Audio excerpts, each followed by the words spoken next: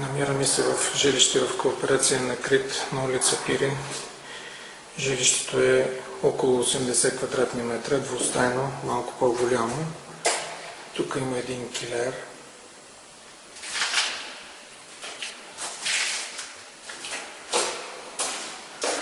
Ето виждате оширението точно тук така на самия апартамент заради това. Той просто е малко по-голям. Панорамата е много добра. Ето терасата. Вижте за каква панорама става на въпрос.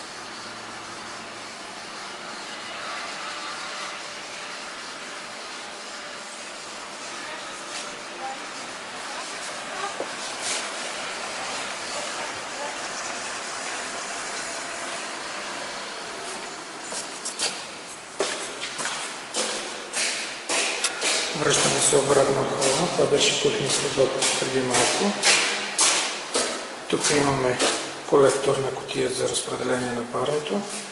Тук имаме една баня. Всичко на замазка и шпакловка.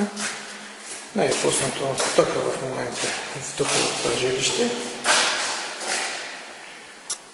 Ето втората спалня, спалната всъщност, не втората спалня.